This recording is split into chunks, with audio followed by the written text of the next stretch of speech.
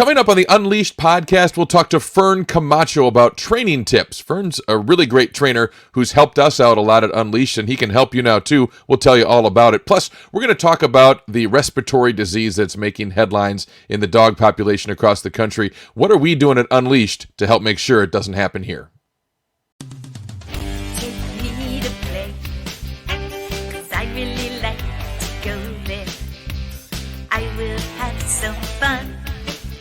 I'll be soaking up the sun.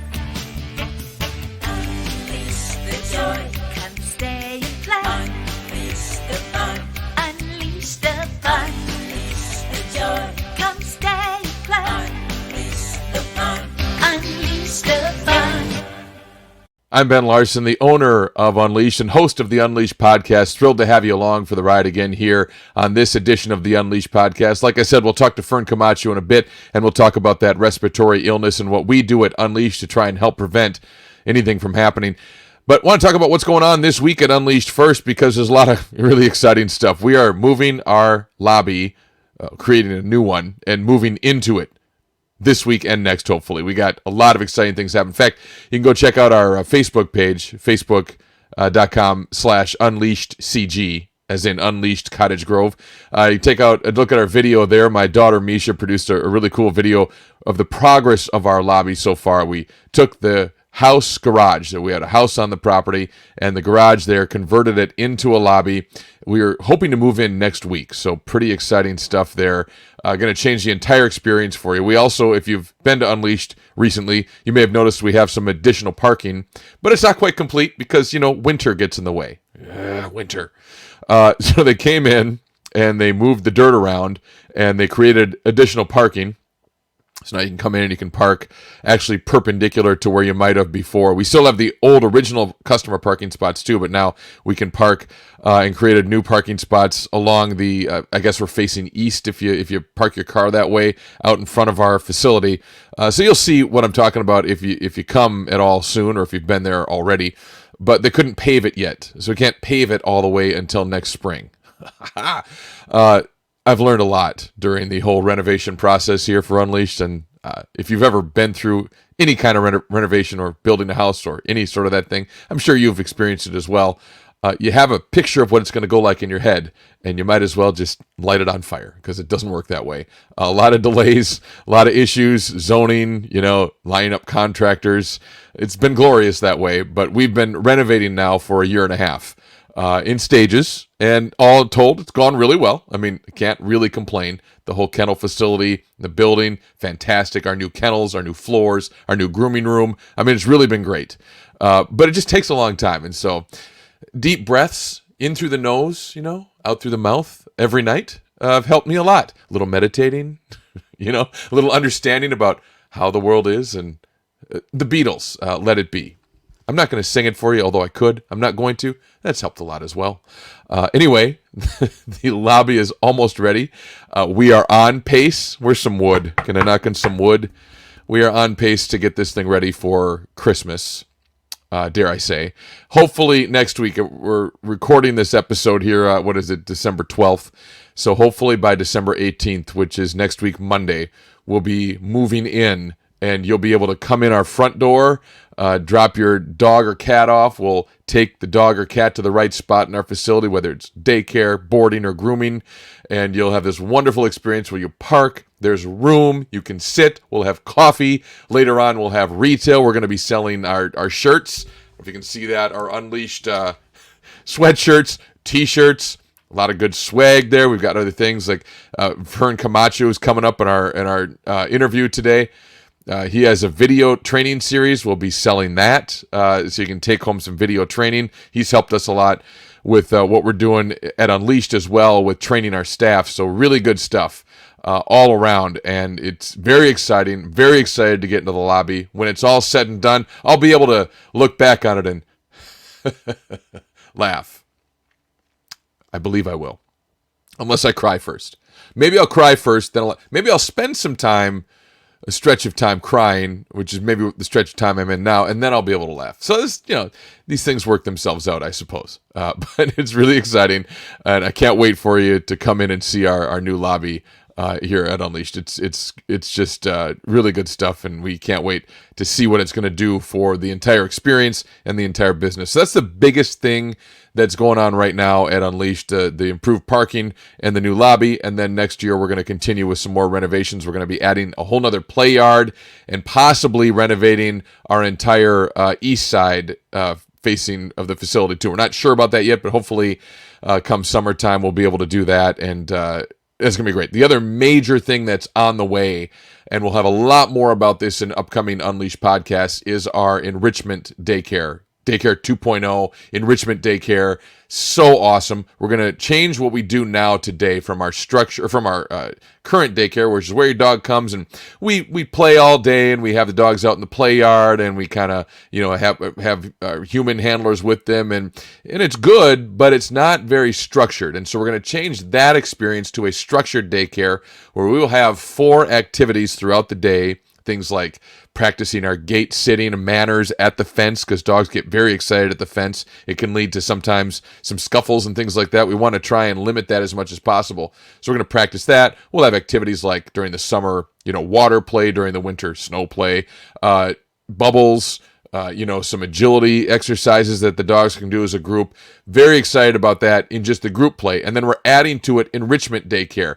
We'll actually have several different individual enrichment activities that we can take your dog, if you want to sign up for it, and come into a different area where it's one-on-one. We have a slat mill, which is like a dog treadmill. Get your dog some exercise if they don't run around enough at daycare. We have a ball pit. We have individual walks. We have snuffle mats where they can sniff around and get their kind of the stimulation out of the way, or exercise that little scavenger need for a dog to find treats and hunt. We've got that in the snuffle mats. So a lot of different things. Agility, where they can jump through hoops, go around weave poles. A lot of the videos will be up when we create our new enrichment webpage on our website, so stay tuned for that, and you can see what we do with each enrichment activity. So this is extremely exciting and will be full go as of January 1. We're switching our daycare experience, our daycare model, to Daycare 2.0, our enrichment daycare, and again, super exciting. So those are the major things. First of all, just the lobby experience, the parking experience are going to change for you, and then we're offering a whole enhanced enrichment service for daycare at Unleashed. So a lot of major things happening, and it's very exciting. So can't wait to show it off and take you through it, explain it to you, tell you why it's good for your dog and why you might want to consider doing some of these activities as we move along here into 2024 at Unleashed. So hope you're getting ready for Christmas, having a great time as we get set for the holidays here. Of course, for holiday boarding, we are right now full, but we do have cancellations. Every holiday, we will have cancellations. So if you want to get your name on a waiting list, certainly do that. The waiting list right now, as I sit here today, is not very long at all. In fact, I think it's just starting. So we've already had some cancellations, moved some people from the waiting list into boarding for the holidays and gotten them scheduled. So when I say people, I mean dogs. We talk to the people, the dogs are the ones who are staying with us, though we are at capacity and will be. But like I said, there's always some juggling around with cancellations and being able to get people in for our holiday boarding. I mean dogs, not people, dogs. We're not a hotel for people. We're a hotel for dogs. So you can get your dogs in for holiday boarding. Our cats, however, are completely full right now. And again, if we have some cat cancellations, that's one thing, but we are totally full with cats. And speaking of cats, I wanted to share with you our faux sponsor for the day, and that is cats and Christmas trees. I brought this up because maybe you have a Christmas tree at home, and maybe you have a cat, and maybe you have a cat, especially young one, like we do. We have a cat named Chicken Wing, and I'll just show you this. This is earlier today. I just found Chicken Wing. Oh, there he is, right in the tree. Oh, look at that. He's right in the tree, and he's been a lot more active than this, but let's see. He's going to look around and try to find things. Luckily, we have not had a tree crashing. About 10 years ago, we had a couple other cats, and they crashed the tree, almost knocked out my oldest daughter. Luckily, it missed her, but they got up in the tree and knocked it over. You might have had that happen, but this is part of the joy of Christmas, the spirit of the holiday season, as it were, right? So that's Chicken Wing jumping around, and he's been a lot more active, but he just likes to go up in the tree and sit a little bit, and that's okay, right? I can't complain that much. It's okay. So It's good. 'Tis the season. I'm sure there's dogs that open gifts for you, maybe, and cats that might do the same thing. So we just have the cat in the Christmas tree here at our home, and it's always a lot of fun. Time to get a little bit serious. I wanted to talk about this respiratory illness that has been making so much news around the country. Here's the deal. I'm not going to make any judgments about how serious the illness is. I've certainly heard of increased instances of pneumonia and things like that around our area. And so we've seen it. There's a lot of buzz out there. When a story like this gets going in the media, unfortunately, there's a lot of hype about it. And everybody's kind of heard about it.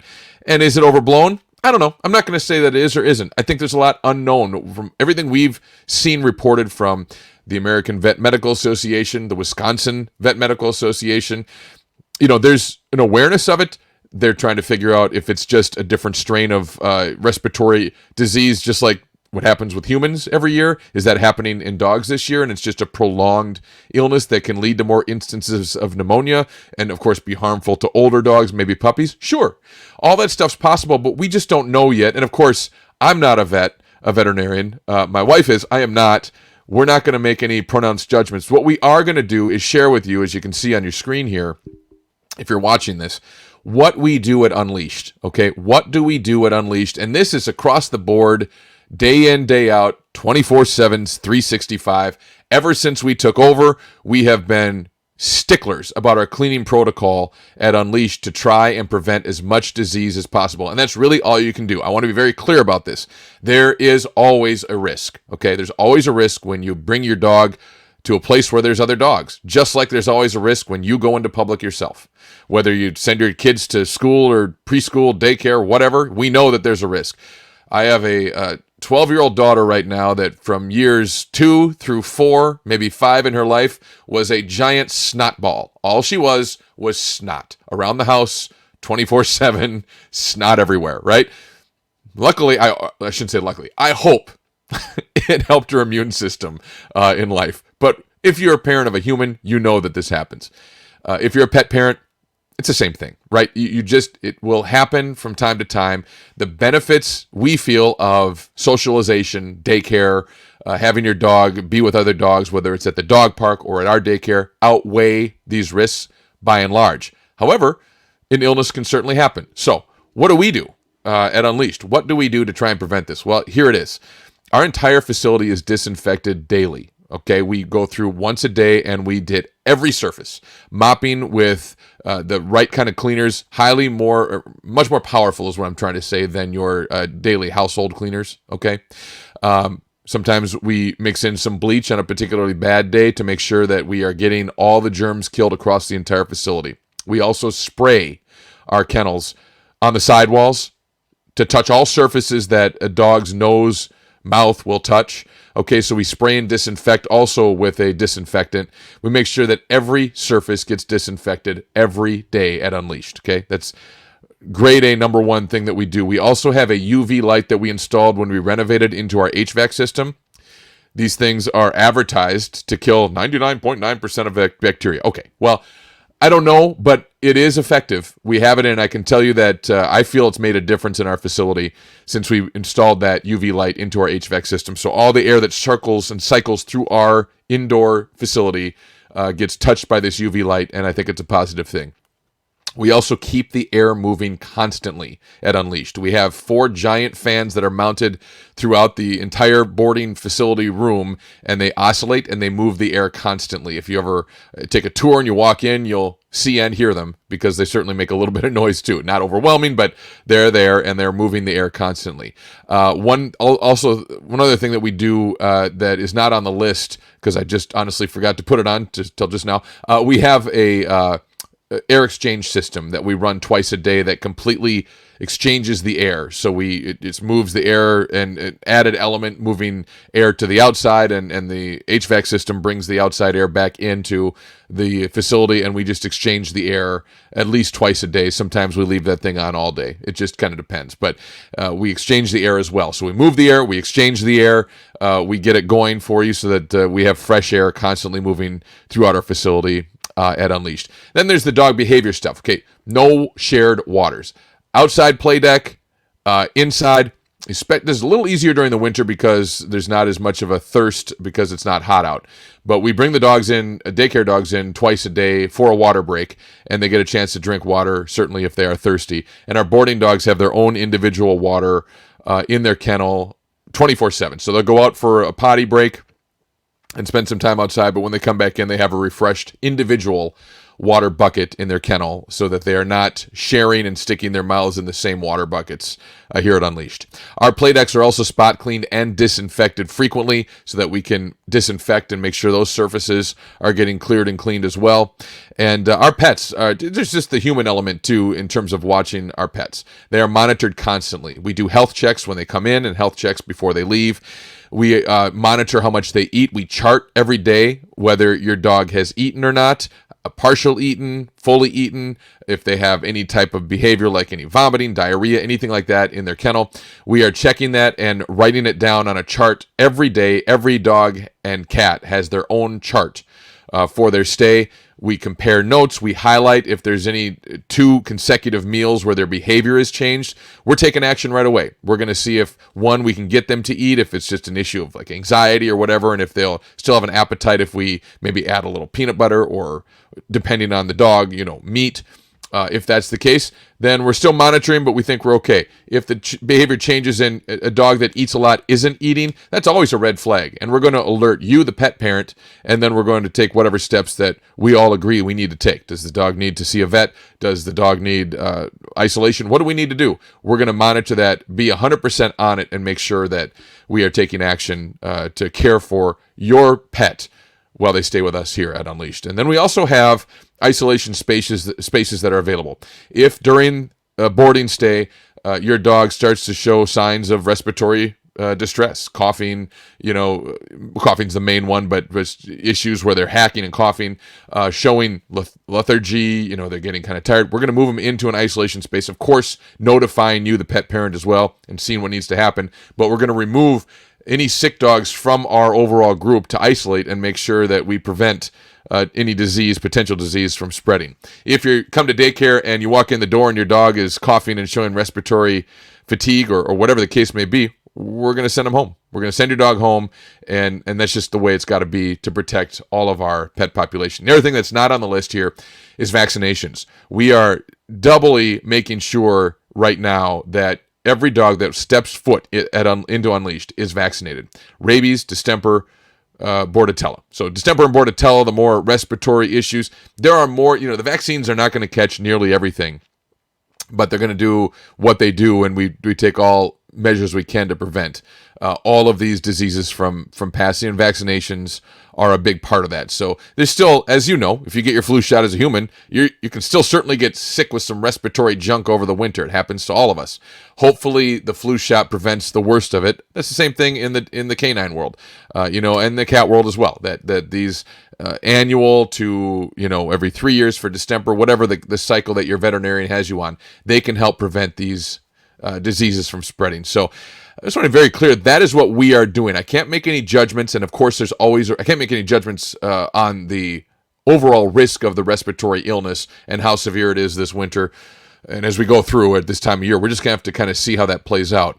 But we are extremely diligent at Unleashed about what we do and how we do it in terms of trying to keep everybody safe, clean, disinfect, and watch behaviors in dogs. So just wanted to pass that along in terms of what we're doing to help prevent the spread and prevent all of this stuff from being brought into Unleashed. We do everything we possibly can. So we'll have Fern Camacho coming up to talk about training and some training tips. But first, I wanted to pass along the pet of the week. This week is Cooper. Cooper's been with us here at Unleashed for a long time. He is, since he was a puppy.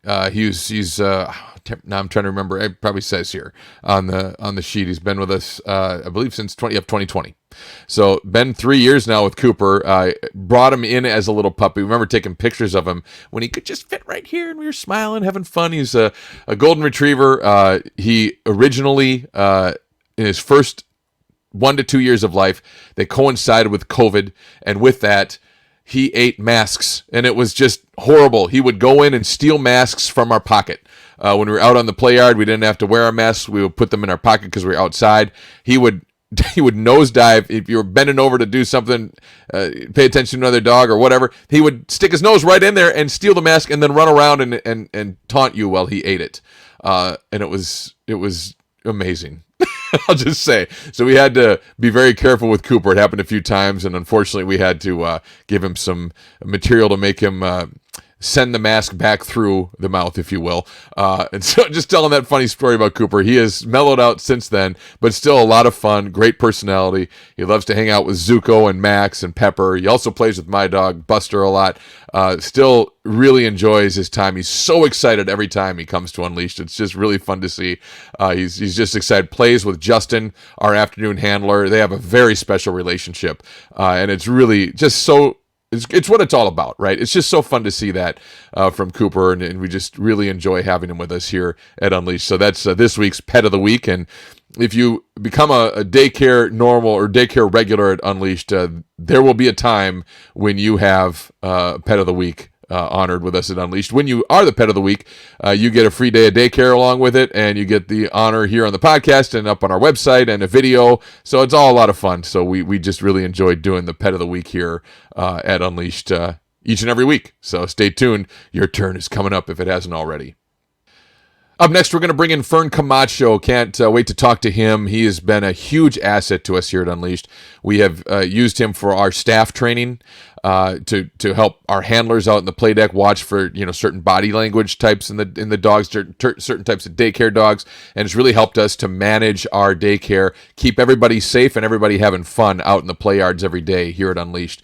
So that's really been great. Fern has been a trainer for many years, and he has done a great thing. He's released some really good educational training videos that we are making available to our customers at Unleashed. We're going to be in our new lobby when it's up and running. We're going to have them for sale, and also we'll have them as teaching aids as well. If you're interested in just, maybe you don't have time to get your dog over to an actual trainer, or the commitment it takes. I'm aware that it's a big commitment to have your dog trained, and then the trainer has to really work with you, the pet parent, to really let the training sink in for a dog. So it's a big commitment, and maybe there's some tips you can pick up in Fern's comprehensive video series about training. So we'll talk about that. We also made it available as part of our Black Friday specials a few weeks back, so we mentioned that in the interview with Fern as well. So really good stuff here that you can learn from. So we're going to bring in our conversation with Fern Camacho here on the Unleashed podcast.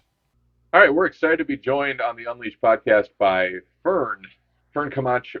Fern Camacho? Fern? Yeah, That's there you it, right? go. Yeah, people got lazy around 6th grade and they shortened Fernando to Fern, and now I just go with it. Yeah, there's a lot of things you could go with, I suppose. But Camacho, I'm just brushing up on my Italian. And Fern's with us. He's from Fern Dog Training, and so this is fantastic. Fern has a long history of going into people's homes and working with humans and dogs and doing some training. And we're fortunate enough to have access to the video series that you created, Fern, and we're it's an added bonus to some of our Black Friday specials as we talk here, around Thanksgiving of 2023, but then also going forward here at Unleashed as well. We want to feature some of this as a take-home aid for our customers, and really, tools that can help at home with dogs, and where people can get started.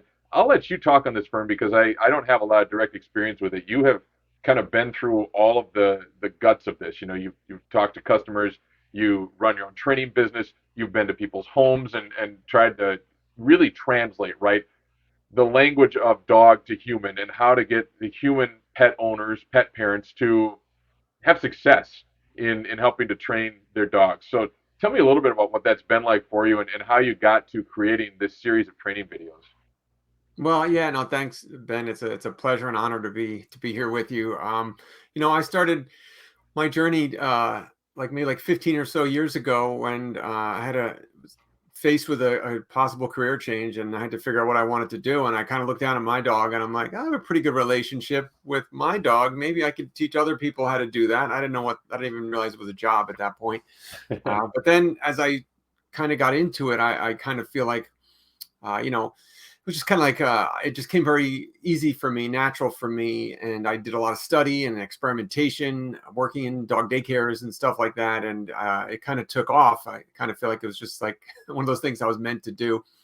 But the thing I realized very quickly is that, you mentioned communication there, and like a lot of problems between people and dogs is that we're just speaking two different languages, and we're both looking at each other like, why the hell don't you understand me, dummy? But it's going over our heads, like we don't get it. So, I always say, like, dogs will never learn the language of English or German or Italian or whatever you speak, but we can learn pretty adequate dog. So I think it's our responsibility to try to learn how to bridge that gap by just understanding some ways that we can better communicate with them. And if we do that, they're happy to do whatever we want them to do. They just want to live in our world.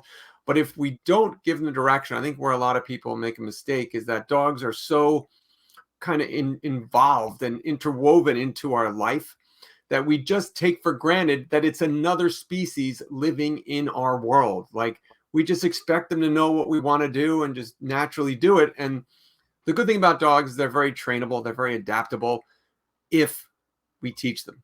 So that's the key. We have to teach them, or else they're going to make it up on their own. And all behavior problems are just dogs acting exactly like dogs. So they're happy to do it our way, but only if we teach them. All right. So I want to get into this a little bit, but the truth or myth? You can't teach an old dog new tricks.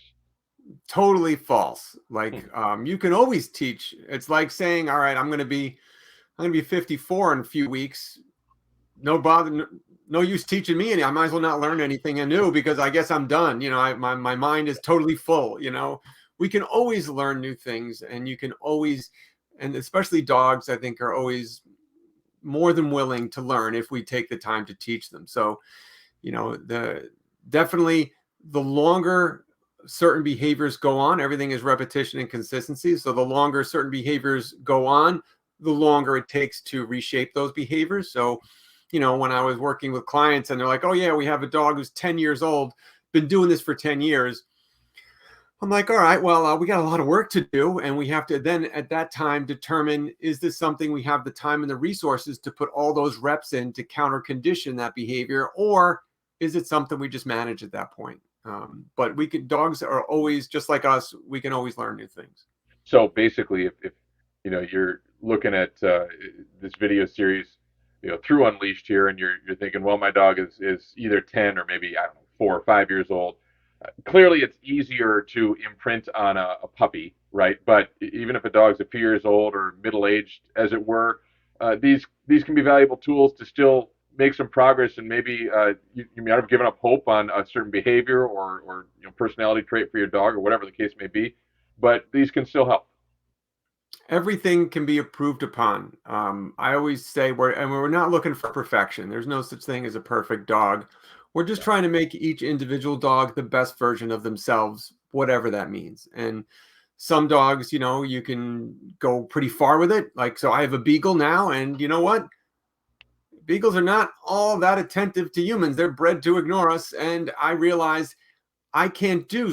He's never going to do certain things that my last dog, who was a pit bull, could do. Like, she could do. She was much more open to suggestion than this guy is. So I'm just trying to take each of them and make them the best versions of themselves. And I think that's what's important. It's not about perfection. Or a lot of times we have this vision. I always say it's like the dog you have versus the dog you want. And you can't shoehorn the dog you want into the dog you have. You have to realize, okay, this is the dog I have. And then let's take it as far as we can, and again, make them the best versions of themselves. Yeah, no, it makes total sense. So we've got this video series again that we're offering our customers, not only with the currently as we record this, our Black Friday special, but then going forward as well, we're going to make it a take-home tool as part of our overall enrichment here at Unleashed and what we're trying to do. So, Fern, there's three video series that we are offering, and one is Raising a Good Puppy, the other is Dog Behavior Boot Camp, and then the third one is Basic Obedience and Manners, and they each kind of have their own set of video series. So I want to get into it, but before I just kind of get an overview from you about what each of them entails for people who are looking to improve and use the take-home tools, you have done a ton of videos. You have your website, Fern Dog Training. You can go check that out as well, and just tons and tons of content. It's awesome, and I just wanted to understand from you. You talk about how you made a career change. I've done the same thing. I mean, a lot of people have done that, and you've really taken off with this. And my question is, how did you go from not only training but then utilizing the videos, and how have you bridged that gap? Because I the sense that I get, and I'm not all the way in on the dog training world, but the sense that I get is that it's hard to bridge the gap between you know how to work with a dog, but helping the human, uh, implement the training that you have put into the dog is a huge challenge in the training world. So how did you come across that? What do you think of that? How did the videos come to be for you? Okay, yeah, I think that's one of the big things is that for me as a dog trainer, and what I learned early on is it's not as much. Everyone thinks that I'm in the dog business, but I'm actually in the people business. Yeah. Okay, because I need to communicate the things that need to be done to the people who are going to be doing it day in and day out. I always say my job is not to train your dog. My job is train you to train your dog, because it's about repetitions. And I can only do a certain amount of repetitions if I'm there, even if I'm there in person, where the person who's living with that dog, can do daily repetitions time and time again. So you are in the best position to train your dog to affect behavior change.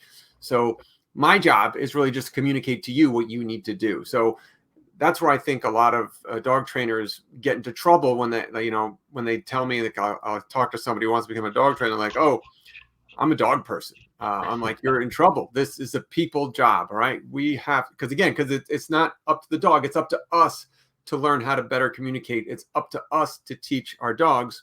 So really the human component is very important. And in working with people, I loved, working one-on. Most of what I did was one-on-one behavior consultations. I taught some group classes and stuff in the beginning, but for the most of my dog training career is all about one-on-one with the human beings. And one thing that COVID taught us is that we can leverage technology and do things in a way maybe we never thought was possible. Even before COVID, I loved technology and I loved to utilize that. And there's so many tools available to us. If we just, like, there's never been a shortage of information where, in our life now. So Yeah. the videos are just another way to be able to provide help for maybe where, like, I did it for when I can't be everywhere. I wanted to help people. People were contacting me from California and I'm in New Jersey. I can't help them. But now if I use technology, now we can leverage technology and we're able to get our information out everywhere. And the cool thing about video courses is you get to do it at your pace. You get to rewind. You get to watch them over again. It's better for retention. Definitely, it's very different than hands-on, but I believe it's a really good way to get a baseline and get some new information in. And I think a lot of people, they get frustrated. They'll be like, I'll teach them something and I'll show them like a better way. And they're like, oh man, I can't believe I've been doing this thing wrong for so long. And I always try to say, we're all just doing the best we have with the information in front of us. Okay. That's it. So our job is, if something's not working, we just need more information and we need to find a better way. So Yeah. again, there's plenty of information out there. So this is just another way to kind of convey you some extra information so that you can improve whatever your situation is with your dog and make them the best versions of themselves. Well, I love it because the reinforcement aspect. We talk about pausing and rewinding, being able to see something over. It when somebody comes over and is helping you train your dog in your home and it works and you see it, it's fantastic. But I know I'm this way. If I only see something once, it can be the greatest teacher in the world. If I can't repeat it over and over again and really imprint it on my brain, it's not going to be as effective. So I love that aspect of what you can possibly do with the video series. And I just think you took it to a good level, Fern. And I'll tell you what, you have done not only the video series that we're offering, but we have used your videos for our daycare group and staff training, because you've done that as well, and been a huge influence. And really, we've had a couple handlers that work with us for multiple years, and they watched your videos, and I said, well, what'd you think? Because I took a lot from them myself, and they just were just delighted. I'll use that word, delighted. They just thought it was great because they picked up some things that they had never seen before and noticed, and now they see it every day, and it's so obvious. The signals that dogs give, the way they communicate, it has become so much clearer because of us being able to watch your videos. So it's been a huge help to our staff here at Unleashed. So thank you. No, but, my pleasure. Totally yeah, my pleasure. but let's talk about let's start with I guess we'll start chronologically as it were with raising a good puppy because that is one thing. How much of a difference is it, Fern, when you're trying to train a puppy versus an adult dog? Well, puppies were my sweet spot, I think, especially towards the later half of my career. And, when I first started, many years ago, people would pretty much call me when they had a problem. So it's usually like an adolescent dog, and they're like, "Oh, we got problems now. We got to call a trainer." Yeah. And then I found, over the 15 years of me doing this, people got more educated and realized, wow, I have no idea what to do with a puppy. So instead of waiting for problems, let's be proactive and let's start them off at the right foot. So then I started to getting a lot of people who, before they even got their puppy, are calling me. And I love that because it's always better to be proactive than reactive. So puppies, obviously, they need to learn how to live in this weird human world because if we don't show them, they're gonna make it up like a dog, and all behavior problems are just dogs acting like dogs. So we need to teach them how to be a dog in the human world. They're totally willing to do that if we just take the time. And there are at every age of a dog's life, there are certain things that are a little bit a higher priority. So for puppies, we want to obviously house training. We want to get them to learn not to hose down your house and to get outside and stuff. And then socialization is such a big part of it.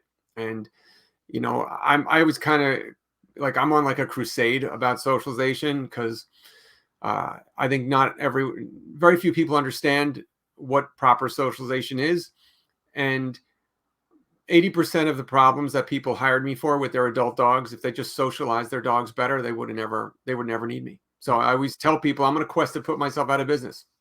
If you do it right with a puppy, you don't have to worry about problems as an adult. So it's very important to get them started off on the right way because, as we mentioned, the more repetitions go on, the harder it is to change behavior. So if you can get started on the right foot before you do some, too many steps backwards, it's easier to shape the behavior that you want.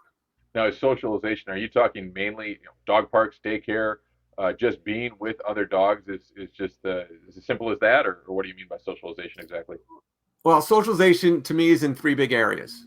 It's people, dogs, and the environment. Okay. So we just want dogs to get exposed to a lot of different things so they adapt to it and realize none of this is a big deal. Okay. So, I always look at like service dogs. To me, service dogs are like the ultimate dog because nothing phases them. Like nothing, sounds, people, chaos, they're totally chill. So I just found out what they did. And when they get a young puppy, they just hand them to a volunteer and they say, take them everywhere. And that dog meets tons of people, tons of different dogs, goes to different places. And then they give them to another volunteer and they go to different places, different dogs. And by the time the dog is ready to start their formal training, which is not really till they're like 8 months of age, they don't even get to a trainer till they're like 8 months of age. It's just socialization. Because the sooner you start, the easier it is. And puppies have a lot of bounce back. So it's important to do this stuff early on because even if they do get a little, nervous or anxious, they come out of it real quickly. So it's very imperative. So socialization is always like top of my list. Okay. And is it possible? We see this happen at Unleashed all the time, where a new daycare dog will come in and they're a few years old, and they are just, whoa, they hit the pack and they're like, whoa, I'm a little scared here, tail between the legs. Some of them will try and run from other dogs, and then that of course riles up the pack. So we have to make sure that they're safe and kind of get them into a different situation. Or they might tolerate it, but you can tell they're just not comfortable. And then we will see over time sometimes that those dogs will assimilate nicely and be actually happy and enjoy the pack. But sometimes it's a little harder. Are there any tricks for middle-aged dogs or dogs who are not puppies in terms of socialization if they have not had it? Yeah, you can socialize a dog at any age. Just the longer you wait, the harder and more time consuming it is. So when I see like a 2-year-old dog that, so you look at all these COVID dogs who, unfortunately during COVID, everyone got COVID puppies, but they didn't leave the house. So these dogs are exposed to nothing and afraid of everything. So there's a lot of reactivity, a lot of anxiety because of it. And it's just because they were not exposed to things. So it caused a really, I call it the canine COVID effect. Like it really caused a lot of problems in dogs that became antisocial. And the thing is, dogs are social animals. They live in groups. When I see an antisocial dog, it means we screwed them up a little bit. So you can always do it. It just takes a little bit more care and time as they get older. So a little puppy, because they have that bounce back and they have no preconceived negative connotations to that, you can kind of just throw a puppy in a pack of dogs a lot of times and they kind of figure it out. But when you do that with a dog who's never been exposed to that and is now an adult dog, they can't handle that. And that's when they get either reactive or they just shut down. So those dogs, it takes a slower process. We got to, meet one dog, get them used to one dog, make a buddy. And then, I call it the dog's fan club. And we're just trying to build the dog's fan club one dog at a time. And the more dogs in the fan club, the easier it is for other people to kind of get in the club. And you're just trying to slowly expand that, just making it you're trying to make it a positive experience for the dog. So they realize, I thought I didn't like this, but actually this is pretty cool. Okay, no, it makes sense. And so we obviously have we've gone for a long time about different offshoots of this, but back to just the puppy video series that you have. Just within that specific few videos that you have on raising a good puppy, what is the objective there for a pet parent? Obviously they're going to want to start watching those videos as soon as possible, I would imagine. Right when they get a puppy or have a puppy. Absolutely. Like I said, the sooner you get started, the better. People always ask me, when's a good time to start training your puppy? I said immediately, like right now, like whenever it is, right now. And Okay. so my sweet spot, the people, the clients that I like to take care of are usually families. So people with, a job, they have kids, a lot of responsibilities. So the series is built for people with busy lifestyles who, you're not looking for your dog to do like a 10-minute downstay in traffic. You just want a dog who's going to fit in with your lifestyle, have fun with the kids, and be good part of your family. So that's what it's designed for. So I try to keep things limited to what you need to know without, overdoing it. So they're brief to what's really important. And then if you want to take it from that point on, go for it. But this is going to give you the foundation, and everything has to happen I always say that you need the foundation. Without the foundation, everything you do on top of that falls through cracks in your foundation. So, but if your foundation is strong, you could do nothing else and have a great dog, but you need that foundation. So the video series is designed to give you that strong foundation. And then if you want to do more stuff on top of that, it's just going to build. Okay, yeah, that makes sense. And you have obviously the starting point if you can get in early enough with the puppies, but you also have the series of basic obedience and manners, and then also the dog behavior boot camp. What's the difference between those two, and are both good for dogs as they get a little older, or how would you kind of incorporate those other two video series? Sure. So yeah, the reason why I created these three in particular is it kind of is creating, again, that foundation for all dogs. So you start with a puppy. As you get into adolescence, so puppies, they have a limited attention span. They're not going to focus that much. So like puppy classes are really geared more towards socialization, handling, exposure. As dogs get to like 7, 8 months of age, they have a little bit of the ability to focus a little bit more. And that's when I like to, so like adolescent dogs between like 8 months and 2 years, that's where I like to add some sort of obedience class, because they have the ability to concentrate more, and they're punk teenagers who need some direction. At that time in their life, dogs need structure and direction to help them figure out what we need them to do. So it's a perfect time to add some skills. So a basic obedience and manners class basically is teaching the basic skills. So, and you really only need the basics to have a great dog. And it's basically sit, down, stay, come, just the simple things that we all know when we think about training for a dog. These simple skills you can either build upon, or just them alone can help your dog. They're just tools to help them figure out how to act in our world.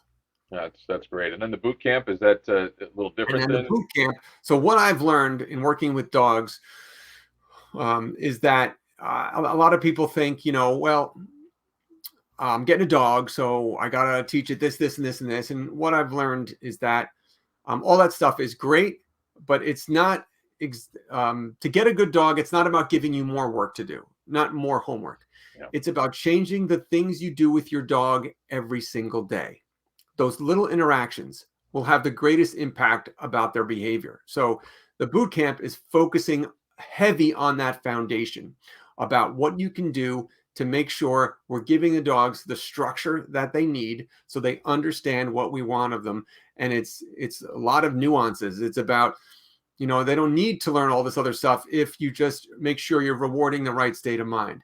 You're creating the structure about how things happen in your date, like how you interact with your dog on a daily basis will have huge ripple effects on their behavior with you and everybody else. And since you can do the greatest repetitions because you're there all day, it makes the most sense to focus on that. So that behavior boot camp is designed, whatever your dog behavior problems is, you go through that boot camp, I guarantee you your dog's going to have better behavior because we're working on those little things that happen every day.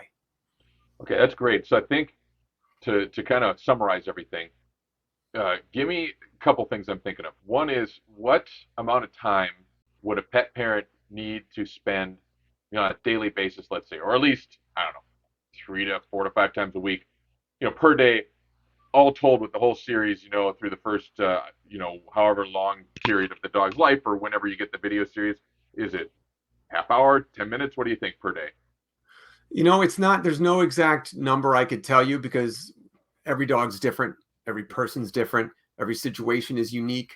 So definitely, like most things, the more you put into it, the more you will get out of it, especially early on. So when I got my puppy, who is a beagle, he's now 6, he was one of the worst puppies that I've ever experienced in my entire life.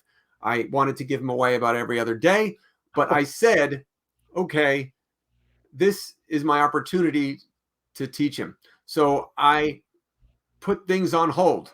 There's projects I had to put on hold. I prioritized him during that point because I knew if I put in the time with him, if I invested in him early on, it was going to have lifelong effects.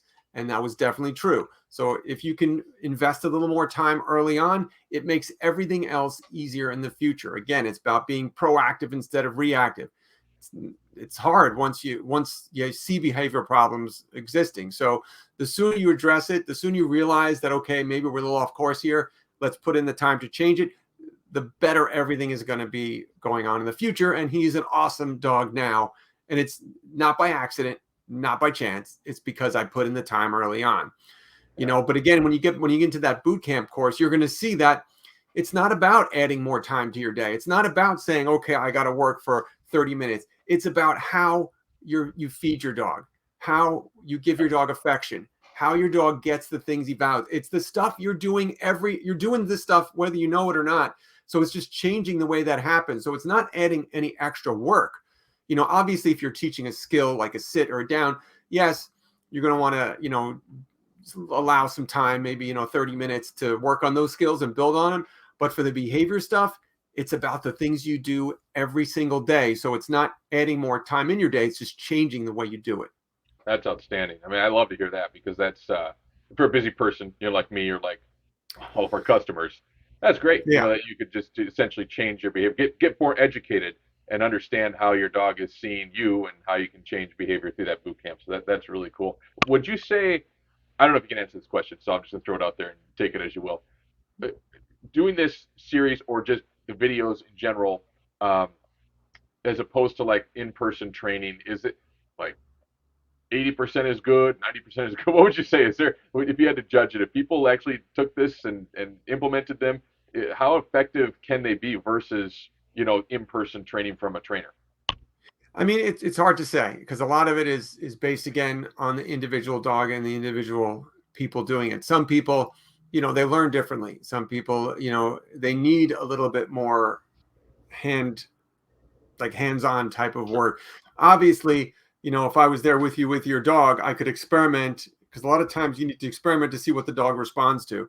So then I could see what the dog is responding to, and then I can adapt what I'm doing like in real time. So here you have to kind of just try that out and make it up on your own. So obviously, if you're in it all, again, you're probably also limited by how good the trainer is, not only in teaching skills, but in communicating to you on how to do it. So they're all good. I think the like reading a book or start, like you're always trying to see like what's the easiest to implementation. So, obviously it's hard to make it to a group class every week, but if you can do it, that's great. Behavioral issues aren't really, you can't really deal that in a group setting. So then you need private classes. So if you can do all that stuff, awesome. But the books and the courses like this, they're designed to get you, we can get you for some dogs and some people, this will take you the whole way. For others, this may take you 50% of the way. And maybe or you may get these couple of things are going really well, but this is like your dog's Achilles heel, and I need a little bit more advanced training or a little bit more maybe personal help on those things. So Sure. I think it's different for every dog and for every person, but the key thing is just starting with that foundation, and then you can build on top of it. Yeah, and obviously our goal here at Unleash too is to provide this for you, and then have it be a great enhancement to what we're trying to help your dog to do through our enrichment daycare programs as well here at Unleash. So it's a chance for you to bring your dog for all that socialization and some of the training that we can handle as well, but then you can translate that to your home base as well and do that. And that's why the videos can be such a great tool. And there's this video series, and then there's more videos on your website, Fern, which are very well done. Like I've said a million times, the proof is in the pudding. You can go check it out. Is it just, remind me of the website again for people to go check that out? It's just Fern, like the plant, Fern, dogtraining.com. And I've got tons of videos, podcasts, blogs, extra free content for, all your customers to go check out. But that's the thing about dogs. Like they say, it takes a village to raise a child. I feel it's the same thing with dogs. And so it's great to have organizations like yourself being able to support dog owners, because here's the thing. Dogs require a lot more than we really can give them on a daily basis. It's not like they like exercise. They need exercise. They don't like socialization. They need it. These are things that are needed. And if you want a healthy, happy dog, we have to provide those things. So it's great having, just a place you can trust, like Unleashed, where dogs are going to get the things that you can't provide at home. There's only so much we can do. I can't provide, on a regular basis, 20 dogs for my dog to socialize and play with and have that kind of an outlet. So it's so great to have that support system, because we can all work together, and that's what we do. We all work together and we help these dogs live happier and healthier lives. Yeah, it's not like you can explain to a dog, hey, you should go and run 10 laps around the house. It's good for you. They just stare at the door like, why aren't you out here with me? So that's why, absolutely, daycare and those, not only the socialization, but the exercise is outstanding. We see that we, of course, as you can imagine, have parents all the time saying, I just love when my dog gets home, he's so happy and tired. And then a lot of times the next day too, and it's great. So that's the greatest compliment we can get. But we're super excited, Fern. This is fantastic. You've already been an incredible resource to us here at Unleashed, and we're excited to share your knowledge and all the work you've done with our customers. So thanks again. I hope this isn't the last time we talk. Hopefully we'll talk a lot more here on this podcast, because you've got so much knowledge to share, and I'd love to get you on again to talk about more things as they come up. I'm sure we will, but thank you so much for taking the time, and happy holidays here. We really look forward to working with you some more. No, my pleasure, Ben. And getting me to talk is not the problem. Getting me to shut up about dogs is the problem. So I'm happy to come on anytime. And yeah, thanks for having me be part of it. And I'm so proud and honored to be affiliated with Unleashed. Oh, great. Thanks, Fern. Take care. All right, my thanks to Fern. It was great to talk and catch up with Fern. Always love to do it. And we will have next week on the podcast Joe Zuccarello. He's a grooming specialist who advised us here at Unleashed about how to construct and build our brand new grooming room, and grow it, and talked about how we really staff it out and make sure we have the right groomers and groom techs here to serve the need for grooming in our area. So we talk with him about not only that, but also about tips for grooming and how often you should have your dog groomed. What about baths? How often should that happen? Nail trims? What is the best advice between grooms? We get into all that on next week's podcast, so can't wait to do that. Until then, I'm Ben Larson. Thanks so much. It's been a pleasure to have you along for the ride today. This is the Unleashed Podcast.